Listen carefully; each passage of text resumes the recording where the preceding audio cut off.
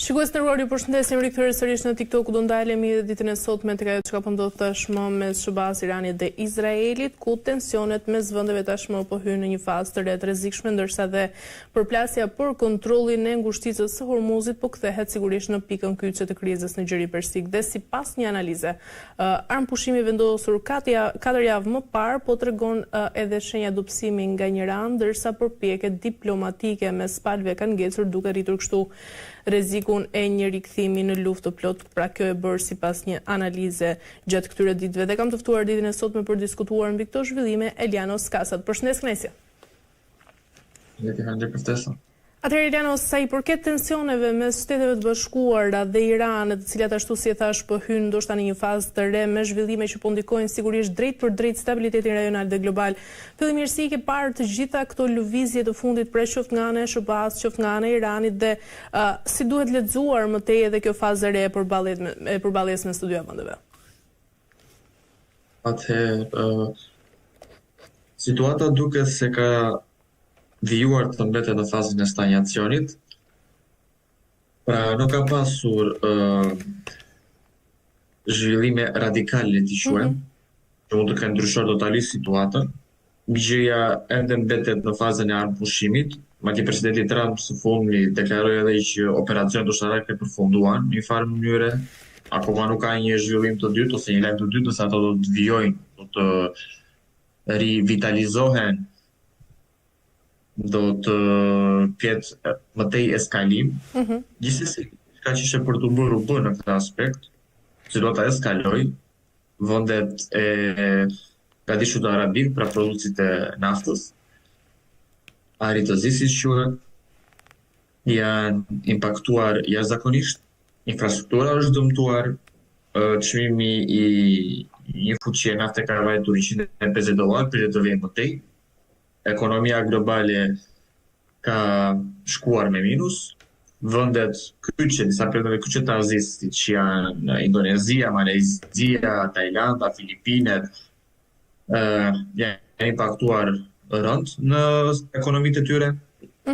Japonia dhe Korea e Jugut kanë hapur rezervat. Dhe po vijojnë akoma të përdorin rezervat, pasi situata është ende e paqartë çfarë po ndodh. Nga OPEC kemi parë që Emiratet e Bashkuara Arabe kanë dalë, pra hoqën dorë. Gjë që nëse ta marrim në një, le ta quajmë një fotografi të përgjithshme të gjithë situatës ku jemi aktualisht, mund të themi që dëmi ose dëmet kryesore janë bërë. Nuk ka çfarë të bëhet më. Gjëja vetëm që ka ardhur për të bërë thjesht eskalimi total në terren. Që ne e dimë që presidenti Trump desh që të dërgonte trupa në terren për një pushtim ushtarak, por besoj që është kuptuar si për publikut, si prej vetë amerikanëve, që ky është një mision vetvrasës në përgjithshmën e tij. Dhe duket se amerikanët janë tërhequr momentalisht prej këtij versioni, që do të ishte edhe akti finale ta quajmë i aventurës ushtarake në linjën e mesme. Dhe siç e përmenda në fillim, situata duket se është në stagnacion total. Ende pa qartë se çfarë do të ndodhi, po që dialogu sigurisht po vijon, po shtyhet kryesisht edhe po emfazohet edhe prej faktorëve të tjerë global, siç e përmenda, jo vetëm prej vendeve të Gjirit Persik ose Gadishut Arabik që ne kemi përmendur më parë, si Sultanati i Omanit, si Arabia Saudite, Emiratet e Bashkuara Arabe, por edhe faktorë të tjerë që janë Zvicra, Republika Popullore e Kinës, Rusia, India, gjithashtu edhe prej Evropës, me Spanjën, Turqinë, Francën e të tjerë, gjë që tregon që vetë karakteri i kësaj me temi lufte, i këtij eskalimi ushtarak, duke se ka pasur një efekt bumerang për amerikanët, gjë që na ndihmon edhe të shpjegojmë faktin pse ata po të riqen në mënyrë jo ashtu papritur, do të thosha, pasi ne dimë se deri tani më gjithçka ka qenë një dështim, dhe sipas për llogaritjeve që janë bërë gjatë javës së kaluar, në këto gati 2 muaj, një gjë e tillë që ka qenë konflikti ushtarak në Lindjen e Mesme, i ka kushtuar amerikanëve rreth 25 miliard dollar. Qartë, por pra po flasim për $100 milion në ditë. Gjë që ne kuptojmë ose kuptohet që ka dhe impaktin e saj jo vetëm në buxhetin shtetëror të Amerikës, do se ne dimë që Amerika ka një buxhet të madh, pavarësisht kjo është një goditje për buxhetin amerikan, i cili sot është edhe në vështirësi prej sanksioneve që presidenti Trump i ka dhënë shumicës së globit, dhe njëkohësisht edhe prej impaktit që vetë konsumatorët amerikanë, që kemi përmendur më parë, e kanë ndjerë për rritjes së çmimit të naftës dhe gazit, rritjes transportit, se ne dimë që Amerika nuk ka transport publik, ata kryesisht e paguajnë vetë, por kanë transportin privat prioritar. Pra gjitha këto kanë goditur dhe shportën amerikane ose konsumatorin amerikan, gjë që e ka shtuar më shumë më tej presionin kundrejt përfundimit të këtij konflikti dhe më saktë të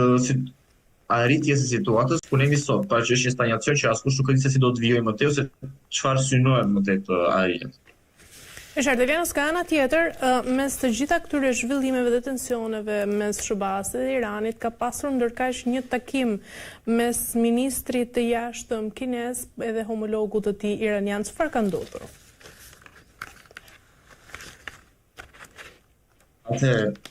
Ne dimë që diplomacia iraniane që për fillimin të konfliktit kanë qenë shumë aktive. Është munduar në çdo lloj kanali diplomatik, shtetëror dhe politik që të ketë lidhje me botën e jashtëm, pra mos të krijojë vetë izolimin brenda konfliktit, siç quhet. Takimi i ministrit të punëve të jashtme nuk ka qenë i pari, vetëm i veçantë të këtyre takimeve. Ne dimë që kjo është një lloj strategjie, le ta quajmë diplomatike e Iranit, për të arritur për të konsoliduar edhe atë që ne ndoqëm një shtyllë kurrizore politike për të forcuar dialogun nëpërmjet faktorëve kyç. Pra ne kishim në fillim Pakistanin, kishim Omanin, kishim Emiratet e Bashkuara Arabe, kishim Zvicrën, Spanja njëkohësisht ka rivitalizuar, siç kemi përmendur më parë, dialogun diplomatik dhe ka kthyer ambasadën edhe gjithë kanalet të komunikimit dhe po shtyn edhe njëkohësisht për të proces, dhe së fundi ka qenë Republika Popullore e Kinës. Kjo është një faktor i madh global dhe me një peshë të madhe në gjeopolitikën globale. Dhe gjitha këto takime, gjitha këto le t'i quajmë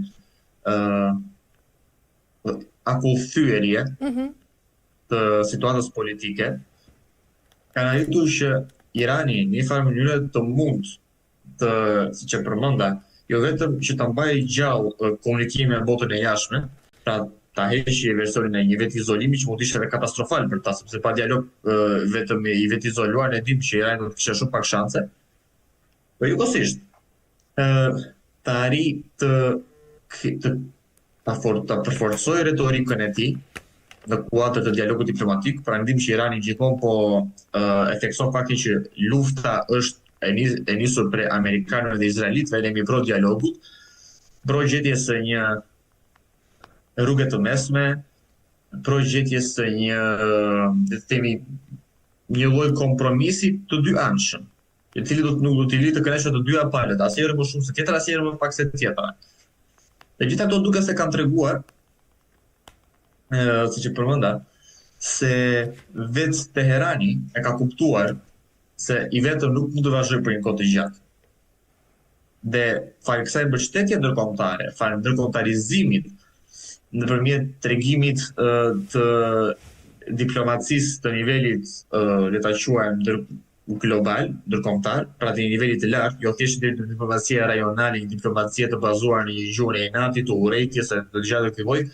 ne kemi parë që po ta krahasojmë, pavarësisht se nuk do të mbajmë anë këtu, nuk është se deklarata ime tani është për të mbajtur anë, por duhet për një vëzhgues të vëmendshëm, deklaratat politike, takimet diplomatike dhe retorika e Iranit ka qenë shumë e matur kundër SBA-s, Izraelit, ka qenë e bazuar në fakte, nuk ka qenë e bazuar në gjuhë urrejtje. Sa po ta shikojmë nga ana amerikanëve, nga ana izraelitëve dhe aleatët të tyre, ka qenë një retorikë e mbushur kryesisht me ofendime, ka qenë me kërcënime, ka qenë me ne di presidenti Trump tha do ta zhduke këto civilizim. Pra, po flasim deri në ekstrem. Pra, gjitha këto që përmenda dialogu diplomatik i Iranit, gjua e përmbajtur, iniciativa politike që të thyet izolimi, mos vendi të jetë të vijojë të funksionojë, pra administrata ose aparati burokratik shtetëror dhe ai diplomatik të vijojë të funksionojë në kuadër të një konteksti më të gjerë të marrëdhënieve ndërkombëtare, po edhe të marrëdhënieve midis aleatëve të Iranit, po edhe shteteve që Irani nuk ka pasur marrëdhënie fort të ngushta, pra ne dim Spanja është vendi i Bashkimit Evropian dhe NATO dhe ka qenë kritikues i fortë i Iranit para 4-5 vitesh kur u ndodhen protestat iraniane të shoqërisë iraniane kundër qeverisë aktuale, ose ato feministe kundër ligjeve tash për atë qeverisë iraniane. Pra, nuk se ka treguar një dashuri të madhe në kontekst historik midis së dyja shteteve dhe dyja qeverive ose regjimeve aktore që ato kanë. Por në këtë aspekt le të quajmë diplomacisë finoke të Iranit, kjo ka arritur që një farë mënyre të tërheqë vëmendjen e ndërkombëtarëve dhe ta paraqisë Iranin në vetvete ashtu siç në realitet edhe mund ta quajmë si viktimën e gjithë kësaj çfarë ka ndodhur. Dhe dialogu që për përmendur diplomatik është nga mitet kyçes që ata po arrin ta zhvillojnë këtë gjë. Pra, që përmenda, të bazuar kryesisht në një dialog reciprok, fort të matur dhe gjithmonë duke emfazuar mbi arritjen e një kompromisi, pa deklarata ose kërkesa maksimaliste. Amerika ne di, ne filloi me kërkesa maksimaliste. Ushtria duhet të reduktohet, arma atomike jo, raketa jo, duhet të bëhet kjo, duhet të bëhet ajo. Pra, ishte një listë e gjatë me kërkesa që ishin pak a shumë kapitullim i shtetit dhe i qeverisë iraniane. Dhe një gjë që ne dim pas 2 muajsh, jo vetëm që nuk u arrit, po përfundoi në një kaos të vërtet në linjën e mesme, të ngjashëm vetëm atë të 2011-s, kur ndodhi dhe pranvera arabe, që dim që linja e mesme përfundoi gjitha në kaos për gati një vit. Në këtë aspekt do të thosha që dialogu po vijot, që përmenda më në fillim, dhe në këtë pikë duke se iranianët janë akoma në kryesim, në anën diplomatike flas. Pa dashur të efekte dhe një, pa dashur që të duket si ku po baj anë midis amerikanëve dhe iranianëve. Është thjesht fakt në terren që mund të vërtetohet prej gjithkujt. Por nga ana tjetër, përpjekjet për ndërmjetësim përfshirë këtu edhe takimet që ndodhen në Islamabad, Elianos, nuk kanë prodhuar progres të dukshëm ashtu si ne e dim, pra deri në këtë moment që ne flasim. Sa efektive mendon Elianos se janë aktualisht të gjitha përpjekjet ndërkombëtare për të ulur edhe tensionet mes vendeve? Atëherë, siç e përmendëm, Islamabadi nuk është dështimi i parë që ndodhi. Dështimi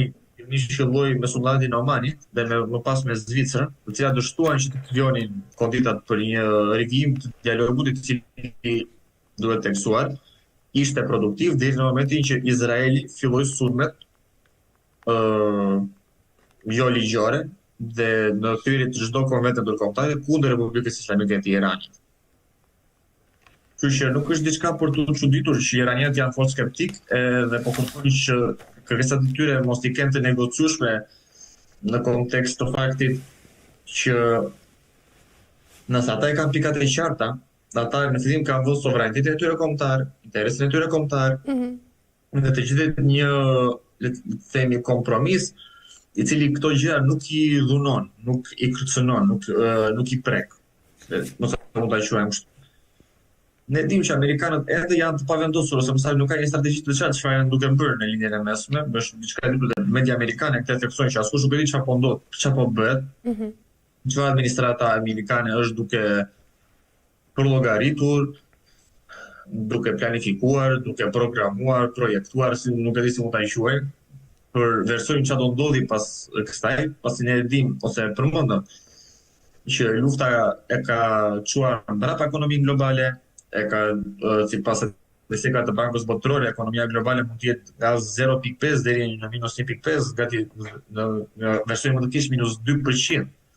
Në rritjen e saj, e gjitha si ekonomi globale flas. Pa përmendur që ekonomia azisë lindore sot është në prag të kolapsit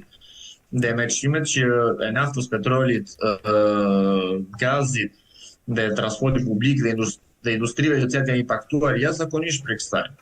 Pra të gjitha kjo është presion në këtë dialog dhe sa e që ky dialog po dështon. Personi pritet më shumë dhe situata po të akoma edhe më keq. Pasi ne dimë që ka pasur së fundi edhe konfiskime të tankerave që mbajnë naftën, dhe produkte të tjera të naftës, ka pasur sulme prej të dyja palëve kundër anijeve ose disave varkave të tjerë që janë munduar të çajnë përmes ngushtisë së Hormuzit, pa përmendur dhe piratësinë, e cila është rivitalizuar tani që le të themi tregtia botërore e naftës dhe gazit po mundohet që të kalojnë nga deti kuq, pra janë piratë somalez dhe eritrian, të cilët janë rivitalizuar jashtëzakonisht. Pra të gjitha këto janë pasojë e çdo lloji neglizhence, e çdo lloji, le të themi, mos të bërit një hap mbrapa, dhe të mos kuptuarit të pozicionit të partnerit që është në dialog, nëse mund ta quajmë kështu. Dhe kjo, nëse po vijon pas Pakistanit, duket se mund të ndodhi në Kinë. Takimi i radhës mund të jetë në Kinë për të diskutuar për të, siç e përmendëm në fillim të intervistës, presidenti Trump ka për të vizituar në mes të majit, ende besoj që data 14-15 maj, po asgjë e qartë akoma, pritet të konfirmohet zyrtarisht, ka për të vizituar Pekinin, dhe ne dimë që Republika Popullore e Kinës është dhe importuesi më i madh i gazit, naftës dhe produkteve të naftës së Iranit. Sigurisht është impaktuar jashtëzakonisht, pavarësisht se ne siç e kemi përmendur edhe më parë, Kina importon naftë edhe prej Federatës Ruse, edhe prej vendeve të Azisë Qendrore si Turkmenistani, Kazakstani, Uzbekistani dhe të tjerë. Pra ajo është diversifikuar në këtë aspekt, nuk është diçka që është e jashtëzakonshme. Por sigurisht që impakti ndihet në ekonominë kineze, pasi dhe Kina është shumë e kujdesshme dhe nuk do që të krijojë një lloj marrësie totale prej vendeve të Ish-Bashkimit Sovjetik. Pra pasi ne dimë që influenca ruse në to e vogël e madhe pavarësisht është e ndjeshme dhe ne dimë që nëse Rusia, si në rastin e Evropës, do të ketë një mosmarrëveshje nesër pas nesër, ata mund ta mbyllin naftën e gazit që mbyllën për Evropën. Kështu që është një etik me dy pres, pasi aleancat dhe dashuritë e mëdha nuk parazgjasin, ne dimë. Gjithsesi, mund të ndodhi, sipas shumë ekspertëve dhe analistëve, që Irani ka për të diskutuar, është patjetër, por mund të ndodhi që Kina do të mundohet ta thyejë akullin e diskutimit dhe të ofrojë një propozim të saj. Se çfarë propozimi është akoma e paqartë se si qysh tek ose çfarë mund të përmbajë. Dhe si propozimi besoj që ka për të ofruar, Kina do mundohet që të krijojë, le të themi, me anë të prezencës, impaktit, fuqisë saj ekonomike dhe ushtarake, të theksojë rolin e saj ndoshta si ndërmjetësues. Mund të ndodhi pasi së fundi presidenti Trump ka qenë shumë pozitiv për presidentin Xi Jinping, edhe ka qenë edhe fort, le të themi, me shpresa për takimin që ka për të ndodhur në Pekin, që ka për të prodhuar rezultate shumë të pozitive dhe shumë benefite për Shtetet e Bashkuara, për Kinën edhe për sigurisht ekonominë globale. Dhe për të parë sigurisht, ende nuk është e qartë se çfarë do të ndodhi. Gjithsesi, fakti që presidenti Trump ka shpallur, le të themi, përfundimi në thonjza, se mund ta quajmë kështu, të operacioneve ushtarake në Iran dhe e ka theksuar rolin e vizitës që ka për të qenë një vizitë fort e rëndësishme në Republikën Popullore të Kinës. Ndoshta mund të jenë, le të themi, paraprita ose hinte, si quhen në anglisht, për një rivitalizim të propozimeve të paqes, të dialogut tripalësh kësera, trilateral, midis Teheranit, Pekinit edhe Washingtonit, ndërmjetësimin e Pekinit, siç e përmenda, i cili mund të prodhojë edhe ndoshta një lloj marrëveshje, një lloj memorandumi, një lloj le ta quajmë dakordësimi për të dhënë fund konfliktit me një zgjidhje që ka përqenë kënaqëse për të dyja palët dhe që do të impaktojë, le të themi, rëndësishëm asnjërin prej palëve. Flasim, Irani kërkon kompensime monetare për dëmet që janë shkaktuar. SBA kërkon, siç e përmendëm, arsenalin bërthamor të Iranit që nuk do të ekzistojë garanci sigurie për Izraelin. Kështu që mbetet për të parë si ka për të zhvilluar. Por premisa mund të themi që duken pozitive. Tek e fundit është vetëm një shpresë për rendin global që të kthehet në normalitet, që do të jemi pozitiv, le të themi. Qartë, por të gjitha fushit e tjera në raport me këtë krizë, Eliano, si pozicionohen? Atëherë, ne besoj që nuk ka nevojë për shumë shpjegime për të kuptuar faktin që evropianët janë totalisht kundër luftës që po ndodh në Iran. E kemi parë, askush nuk ka suportuar SHBA-n, askush nuk ka dërguar trupa, nuk është më si Iraku 2003-shit, edhe vetë vendet si Polonia për shembull ose Hungaria, Republika Çeke që kanë qenë të theksuara dhe janë pro-amerikane, edhe kanë qenë nga kontribuesit kryesorë dhe suportuesit kryesorë në 2003-shin në fushatën kundër Irakut, sot janë pozicionuar totalisht të tërhequr, totalisht nuk kanë pranuar që të ndryhin në këtë situatë, ose të eskalojmë këtë situatën duke çuar trupa, tanke, avion, luftani e të tjerë. Njëjta gjë ka ndodhur edhe me vendet arabe, ne dimë që fakti që shumë vendet të botës arabe, si Arabia Saudite, Emiratet e Bashkuara, Katari, Sultanati i Omanit e të tjerë, kanë refuzuar të participojnë, ose ata janë sulmuar nga ana infrastrukturore, edhe nga ana civile, dhe nga ana ushtarake, logjistike të tjerë, janë sulmuar për Republikën Islamike të Iranit. Ata kanë refuzuar të kundërpërgjigjen, pasi ne dimë që ato janë vende muslimane dhe solidariteti musliman pavarësisht shiit ose sunit që janë dy brenchet e muslimanizmit në lidhjen e mesme, kanë diferenca, ata nuk kanë pranuar të sulmojnë, pasi ne dimë që ky është një sulm i nisur nga Shtetet e Bashkuara, pra një fuqi e krishterë,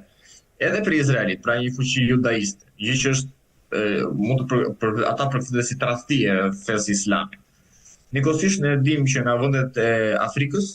sidomos prej Afrikës së Jugut, e cila është kritikuesi më i madh i Izraelit dhe i genocidit që Izraeli është duke bërë në Palestinë, ka qenë një përgjigje fort e ashpër dhe ka qenë edhe më shumë theksimi i distancimit prej SHBA-s. Si që përmenda Egjipti, Algjeria, Afrika e Jugut, Namibia dhe tjerë janë tërhequr edhe më tej prej SHBA-s, duke theksuar distancën që ato ka ekzistuar midis tyre, pasi ne dimë që këto vende, sidomos Afrika e Jugut, Egjipti, Etiopia për shembull, janë pjesë e BRICS. Edhe njëkohësisht bashkëpunëtore të ngushta në iniciativën Një brez në rrugë të Kinës, edhe në organizatën e bashkëpunimit të Shanghai, kështu që mund të themi se impakti është gjerë në Afrikë, është ndjerë sidomos në Amerikën Latine, ku ne dimë shumica e vendeve të Amerikës Latine ka qenë kundër dhe vijon në mënyrë të fortë kundër, sidomos Kuba, Brazili, Meksika e të tjerë dhe kanë denoncuar publikisht atë që është duke ndodhur, pa përmendur Nicaragua, Uruguay e të tjerë. Ndërsa në Azinë e dimë që impakti ka qenë katastrofal, e përmendëm më parë, ekonomia e Azisë është goditur jashtëzakonisht fort, dhe madje është duke ndodhur një fenomen shumë interesant, që dhe në vende fort aleate të SHBA-s, siç janë Filipinet, Tajwani, Korea e Jugut, opozita kundër bashkëpunimit të ngushtë ushtarak të Amerikës, edhe njëkohësisht të suportit qoftë politik, qoftë thjesht retorike politike, nëse të ishte, pasi ne dimë që nuk kanë dërguar trupa edhe anije ose armative, duke se ka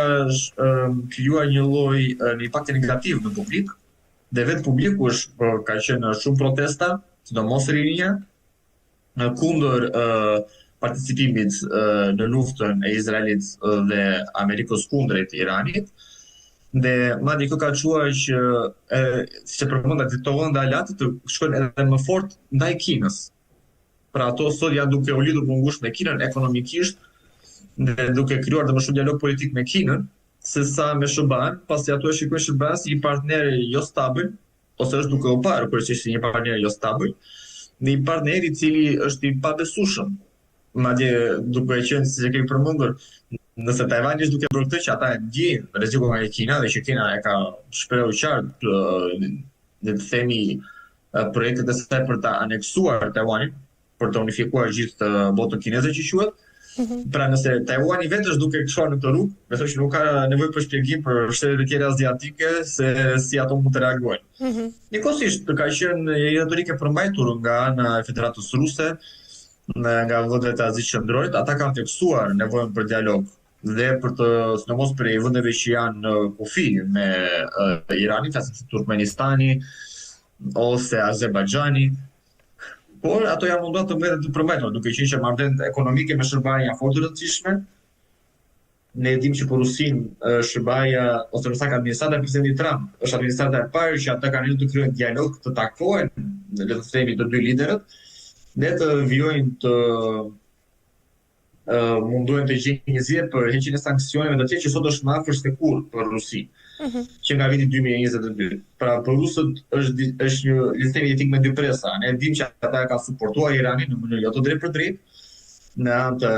ndoshta armatimeve prej detit Kaspik, që është i pa le të themi lokalizueshëm prej radarëve dhe prej le të themi agjenciave të zbulimit amerikan, dhe njëkohësisht prej logjistikës që ne dim prej satelitëve, dhe që është konfirmuar për mediave perëndimore dhe për atyre aziatike që Rusia ka ndihmuar Iranin me logjistikë ushtarake, sidomos prej imazheve satelitore, radarëve ose lokacioneve të bazave ushtarake. Përveç kësaj, duke se asgjë nuk ka ndryshuar, Rusia ka vijuar të mbajë një rol neutral e ka dënuar sulmin në media e saj shtetërore, por nuk ka vajtur një qëndrim le të themi të ashpër si për shembull Turqia e presidentit Erdogan, e cila sot është ose e ka theksuar rrezikun e rieskalimit të konfliktit dhe të një përballje të mundshme të Turqisë me Izraelin, nëse Izraeli do të vijojë të okupojë territoret e vendeve fshije dhe do të vijojë më tej ekspansionin ushtarak afër kufijve të Turqisë. Gjë që është ndoshta një temë për një emision tjetër, pasi është një diskurs fort i gjatë në këtë aspekt. Por që le të themi që kryesisht nga ana e Rusisë ose hapësirës post-sovjetike, qëndrimi ka qenë denoncues mediatik, por nga ana oficiale, shtetërore ka qenë neutral, provimi i dialogut, por njëkohësisht edhe dënimi në mënyrë të butë, jo si në rastin e Spanjës, Turqisë, Francës e të tjerë të opresioneve ushtarake. Pra, por njëkohësisht mund të për të bërë një përmbledhje të përgjithshme, mund të themi se në globalisht trendi është fort negativ, imazhi i SBA-s është impaktuar fort, dhe që të gjithë janë duke shtyrë, duke politikisht, mediatikisht, diplomatikisht, në çdo mënyre dialogu, edhe gjetjen një kompromisi dhe përfundimin e luftës. Por është duhet të theksuar, siç e përmenda, që askush nuk ka për të participuar në mënyrë direkte dhe indirekte. Së fundmi dhe qeveria e Koreas së Jugut e ka thënë haptazi që ata nuk dihen komfort me SBA-n, e cila po ushtron akoma presion që ata të participojnë në operacione ushtarake. Dhe shumë të tjera të Azisë, Afrikës, Linjës së Mesme, Amerikës Latine të tjerë, edhe Amerikës së Veriut, Kanadaja, siç e dim, janë treguar fort denoncues për këtë politikë jo të pastër, le ta quajmë, të SBA-s, për presionin diplomatik që SBA-s duke bërë, por njëkohësisht edhe për faktin që SBA-ja nuk është ende serioze dhe nuk ka një plan për të ulur në dialog dhe çfarë ose le të themi se çfarë versioni ata mund të paraqesin për sigurinë e linjës së mesme pas përfundimit të këtij konflikti. Pra një program nuk ka, një plan nuk ka, gjë që e ka bërë situatën që të mbetet ende në stagnacion, siç e përmendëm, pa një përfundim të qartë çka ka për të ndodhur. Mirë, Elianos, nga ana tjetër, për ta mbyllur shkurtimisht, ka pasur dhe një telefonat mes ministrit të jashtëm gjerman edhe homologut të tij iranian Abbas Araqchi, ku është diskutuar mbi të gjitha zhvillimet pranë në lidhje me programin bërthamor të Teheranit, por sigurisht edhe situatën problematike siç e përmendëm në ngushticën e Hormuzit. Mendon se tashmë është duke u rritur edhe roli i Gjermanisë si ndërmjetës në krizën mes Iranit dhe Shteteve të Bashkuara të Amerikës, dhe nga ana tjetër, sa reale është edhe që kërkesa që Irani të heqë dorë plotësisht pra nga programi bërthamor? Atëherë, kur vijmë me pikën e fundit, mbi lidhje me dorëheqjen e arsenalit bërthamor. Nuk është arsenal bërthamor, drejshemori. Është thjesht energji atomike që shumë vende e kanë. Nuk është diçka, edhe Hungaria ka centrale bërthamore. Dhe nuk shikohet si kërcënim. Në Hungaria, çdo thotë, nëse ti ke centralë bërthamor, në tosha bërthamore, po, ka një mundësi që kjo të ndodhi, Po përderisa Hungaria nuk e ka bërë, Turqia është duke ndërtuar centralë bërthamore, Izraeli ka centralë bërthamore, dhe Irani ka pasur përkut të gjatë centralën bërthamore dhe do ta shtyjë më tej energjinë atomike për arsye të tyre ekonomike, industriale të tjerë. Gjë që duket pak si jo logjike që ti thua një vendi i cili ka një program ambicioz për të zhvilluar ekonominë e tij, shiko se unë ndjek këtë si kërcënim, që nuk duhet bërë. Dhe edhe nëse ndodh, këtu ka një lloj fakt interesant. Amerika sulmoi Iranin duke me pretendimin se Irani, ashtu si Iraku njëherë një kohë, po zhvillonte armë bërthamore për shkatrim në masë të tjerë. Atëherë pyetja është e thjeshtë, pse Amerika nuk ka sulmuar Korenë e Veriut që ka armë bërthamore? Askush nuk i përgjigjet. Pra nëse Irani vërtet do të kishte armë bërthamore ose potencial që po zhvillonte armë bërthamore,